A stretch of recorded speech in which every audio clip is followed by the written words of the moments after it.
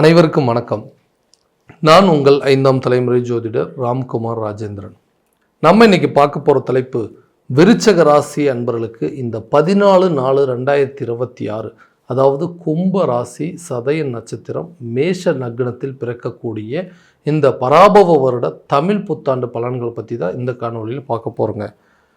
இந்த ஆண்டுகோள்கள் என்று சொல்லக்கூடிய சனி பகவான் மீன ராசியில் சஞ்சரிக்கிறார். அதே நேரத்தில் இந்த மிதுன ராசியில் இருக்கக்கூடிய குரு கடக ராசிக்கு பெயர்ச்சி அடைய போகிறாருங்க. கும்ப ராசியில் இருக்கக்கூடிய ராகு இந்த வருட இறுதியில் பார்த்திங்கன்னா மகர ராசிக்கும், சிம்மத்தில் இருக்கக்கூடிய கேது பகவான் கடக ராசிக்கு பெயர்ச்சி அடைய போகிறாங்க. ஸோ இந்த விருச்சக ராசி என்பவர்களுக்கு இந்த பராபவ வருடம் தமிழ் புத்தாண்டு எந்த விதமான அற்புதங்கள் மற்றும் மேன்மைகளை தரப்போகுது அப்படிங்கிறத இந்த காணொலியில் தெளிவாகவும் துல்லியமாகவும் பார்க்கலாங்க. நம்ம சேனலை ஃபஸ்ட் டைம் பார்க்குறவங்க அந்த சப்ஸ்கிரைப் பண்ணிக்கோங்க, பெல் பட்டனை கிளிக் பண்ணி ஆல் அப்படிங்கிற ஆப்ஷன் கொடுத்துக்கோங்க. விருச்சக ராசி அன்பர்கள் செவ்வாய் பகவானை அதிபதியாக கொண்டவர்கள், தைரியம் மிக்கவர்கள், துணிச்சல்சாலிகள் அப்படின்னே சொல்லுவாங்க. எந்த ஒரு விஷயத்தையுமே ரொம்ப நிதானமாக பொறுமையாக பிளான் பண்ணி அதை செயல்படுத்தணும் அப்படின்னு நினைக்கக்கூடிய நபர்கள், தைரியம் மிக்கவர்கள், துணிச்சல்சாலிகள் அப்படின்னு சொல்லுவாங்க. எந்த ஒரு விஷயத்தையுமே ரொம்ப ஸ்ட்ரெயிட் ஃபார்வர்டாக இருந்து செயல்படக்கூடிய நபர்கள், தன்னுடைய விஷயத்தில் எது கரெக்டு எது தப்பு அப்படிங்கிறதெல்லாம் ரொம்ப பார்த்து செய்யக்கூடிய நபர்கள். எல்லாமே கரெக்டாக தாங்க யோசிச்சு எல்லாத்தையுமே கரெக்டாக தான் பிளான் பண்ணிட்டு இருந்தான். ஆனால் ஏன் எனக்கு மட்டும் இப்படி நடக்குது? இன்றைக்கி நான் ஒன்று நினச்சி பிளான் பண்ணி ஒரு விஷயத்தை செஞ்சால் அது அப்படியே எனக்கு டோட்டலாக ஆப்போசிட்டாகவே நடக்குது.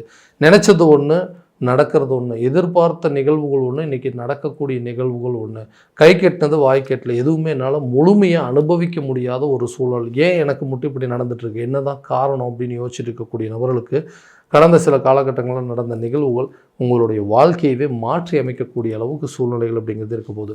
உதாரணமாக இந்த தொழில் ரீதியாக இருக்கக்கூடிய நபர்கள், நான் பண்ணக்கூடிய தொழிலில் நான் எல்லா விதமான முயற்சிகள் அப்படிங்கிறது ரொம்ப பர்ஃபெக்டாக எடுத்து அதை பர்ஃபெக்டாக செஞ்சுட்டு இருந்த நபர்.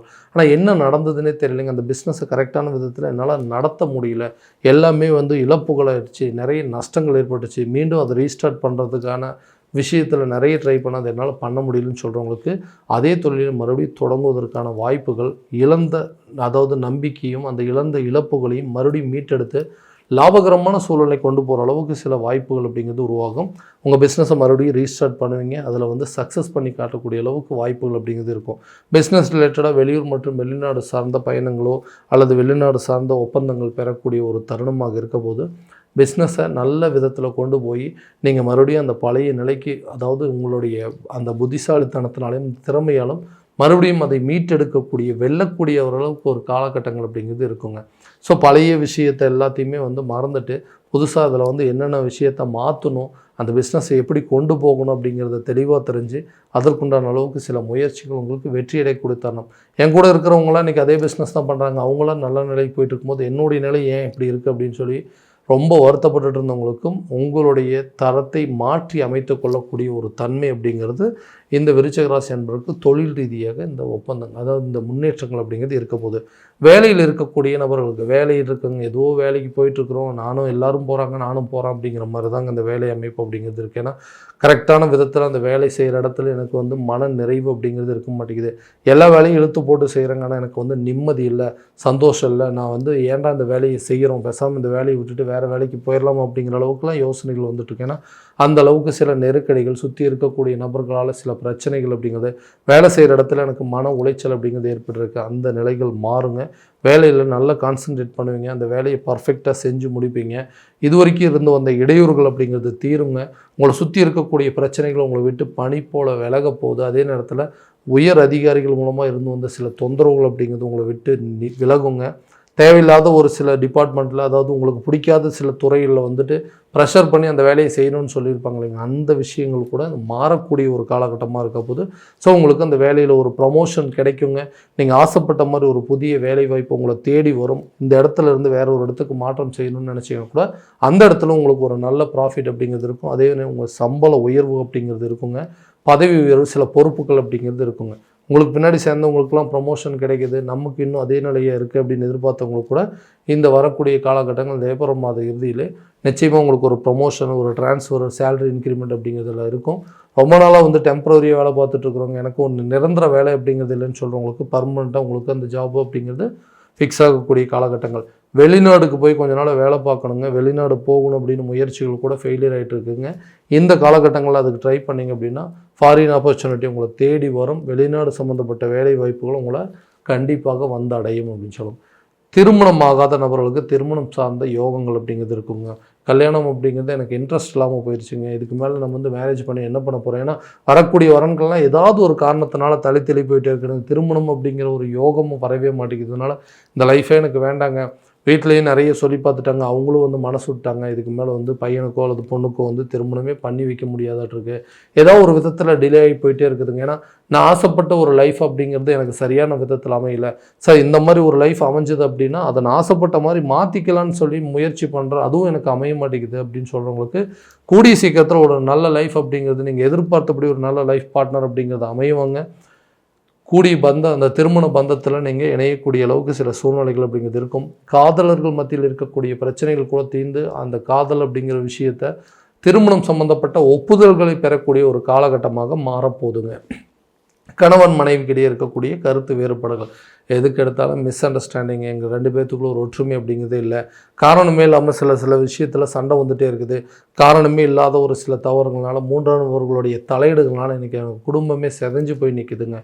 நான் செஞ்ச சின்ன தப்புனால இன்றைக்கி மொத்த குடும்பமும் இவ்வளோ பெரிய பாதிப்பு இருந்துச்சு. அதில் விட்டு நான் அந்த ஃபேமிலியை விட்டே வெளியே வர மாதிரி ஒரு சூழ்நிலைகள் வந்துருச்சுங்க. நான் செஞ்ச தவறுக்கு ஒரு பிராயச்சித்தமாக மறுபடியும் எனக்கு வந்து ஒரு வாய்ப்பு கிடைச்சிது அப்படின்னா நான் தப்பு பண்ணிட்டேன், அந்த தப்புக்கு வந்து உண்டான பிராயச்சித்தை தேடிக்குவேன்.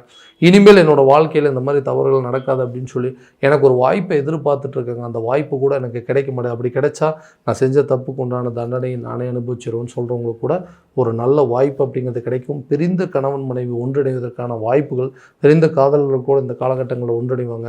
தன்னை வேண்டாம் அப்படின்னு சொல்லி விட்டுட்டு போனவங்க இனிமேல் வந்து இந்த லைஃபே நமக்கு வேண்டாம், ஏன்னா நான் ஒரு லைஃப்பில் இருந்து தான் வந்தேங்க, மறுபடியும் ஒரு புதுசாக ஒரு லைஃப் ஸ்டார்ட் பண்ணேன், அதுவுமே இன்றைக்கி எனக்கு வந்து நிலைக்காமல் போயிடுச்சு, எந்த ஒரு தப்புமே செய்யலை, நான் எல்லா தவறுக்கும் தண்டனையை எனக்கு கொடுத்துட்டு செய்யாத தவறுக்கு இன்றைக்கி நான் தண்டனை அனுபவிக்கிற மாதிரி இன்றைக்கி நான் தான் வந்து அதுக்கு உண்டான பனிஷ்மெண்ட் அனுபவிச்சுட்ருக்கேன்.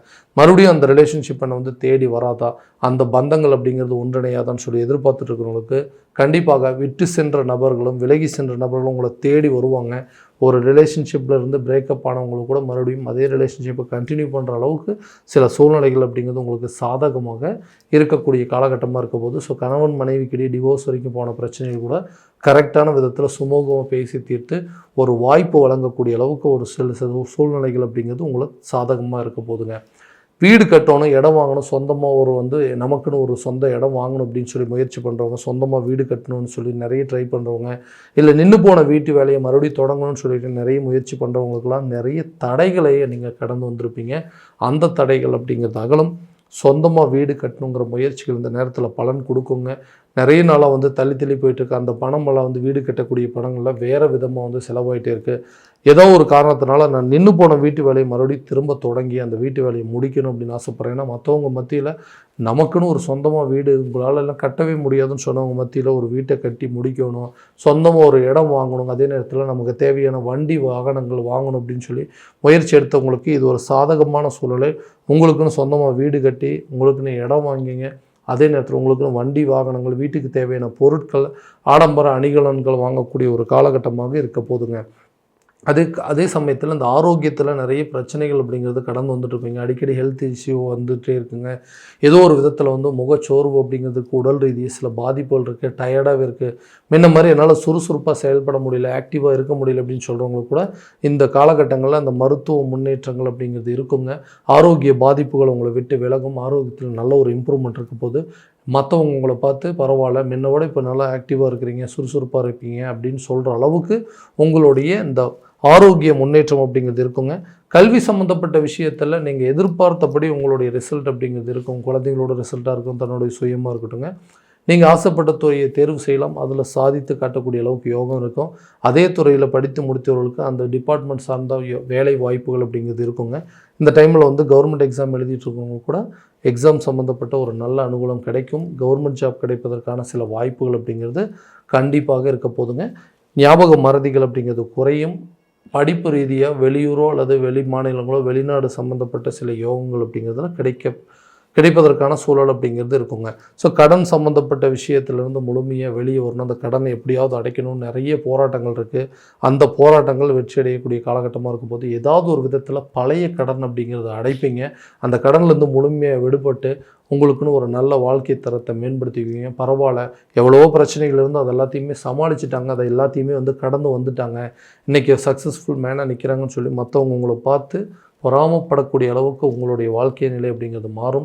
இழந்த பணத்தை மீட்டெடுப்பீங்க. கொடுத்த கடனை திரும்ப வாங்குகிற அளவுக்கு யோகம் இருக்கும். வாங்கின இடத்துல திரும்ப கொடுக்கறதுக்கான சில அனுகூலங்கள் அப்படிங்கிறது பெறக்கூடிய ஒரு தருணமாக இருக்க போது, நிறைய செலவினங்கள் இருந்தாலும் நீங்கள் எதிர்பார்த்த சில விஷயங்கள், நிறைய விஷயங்கள், நிகழ்வுகள் அப்படிங்கிறது நிச்சயமாக நடக்கும். ஸோ இது வரைக்கும் நம்ம பார்த்ததெல்லாம் கோச்சார பலன்கள் மட்டும்தாங்க. இந்த பலன்கள் அனைத்து உங்களுக்கு நடக்குமானா உங்களுடைய சுய ஜாதகத்தை முழுமையாக தெரிஞ்சுக்கிட்டு அதற்குண்டானபடி சில முயற்சிகள் எடுக்கும்போது வாழ்க்கையில் எல்லா விதமான வெற்றிகள் அப்படிங்கிறது கண்டிப்பாக உங்களுக்கு கிடைக்குங்க. ஸோ உங்களுடைய ஜாதகத்தை எங்கிட்ட பார்க்கணும் விருப்பப்பட்டீங்கன்னா கீழே தெரியிற நம்பருக்கு காண்டாக்ட் பண்ணி அப்பாயின்மெண்ட் ஃபிக்ஸ் பண்ணிக்கோங்க. அப்படி இல்லையா உங்களோட ஜாதகத்தை வாட்ஸ்அப் மூலம் அனுப்பிச்சி வச்சிங்க அப்படின்னா தெளிவான முறையில் கணிச்சு துல்லியமான பலன்கள் அப்படிங்கிறது உங்களுக்கு தெரியப்படுத்தப்படும். மீண்டும் அடுத்த காணொலியில் உங்களை சந்திக்கும் வரை உங்களிடமிருந்து விடைபெறுவது உங்கள் ராம்குமார் ராஜேந்திரன். நன்றி.